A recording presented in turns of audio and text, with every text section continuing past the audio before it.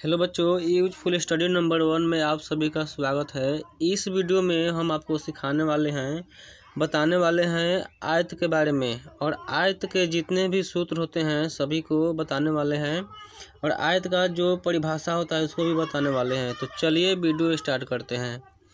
तो सबसे पहले आयत के बारे में जानने के लिए आपको जो है कि उसका परिभाषा अगर याद कर लेते हैं तो मेन चीज़ परिभाषा ही होता है। किसी भी चीज़ का अगर आप परिभाषा याद कर लेंगे तो आपको उस चीज़ के बारे में जो है कि 100% गारंटी है कि आपको समझ में आएगा।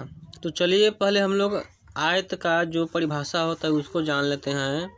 यहाँ पे आयत को इंग्लिश में हम लोग बोलते हैं रेक्टेंगल। यदि कोई आपसे पूछता है कि बताइए कि आयत का परिभाषा क्या होता है, तो आप बोल सकते हैं कि ऐसा चतुर्भुज जिसके आमने सामने का भुजा बराबर हो और चारों कोण बराबर हो, उसे आयत कहते हैं।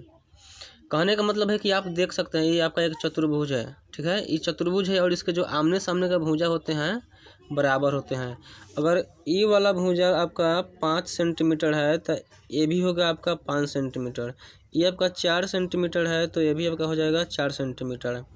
और इसमें जो यहाँ पे होता है इसको हम लोग लंबाई बोलते हैं और इसको चौड़ाई बोलते हैं।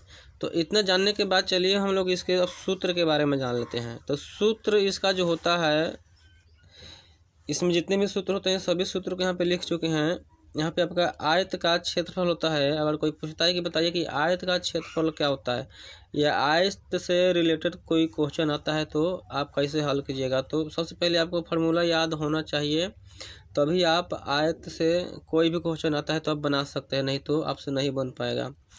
तो यहाँ पे आपका आयत का क्षेत्रफल होता है लंबाई गुने चौड़ाई। यहाँ पे आप देख सकते हैं इसकी जो लंबाई है यानी आमने सामने की जो भुजा है बराबर है।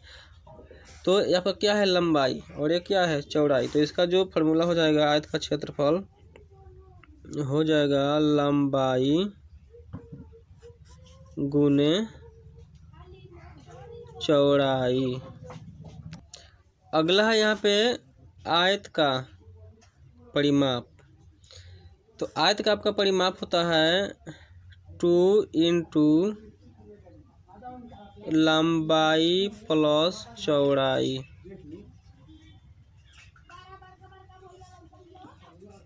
तो यही आपका फॉर्मूला होता है। आयत का परिमाप होता है 2 × लंबाई प्लस चौड़ाई। इसको आप इंग्लिश में लिख सकते हैं 2 × L + B। और यहाँ पे आयत का विकर्ण हो जाएगा अंदर रूट में A² + B²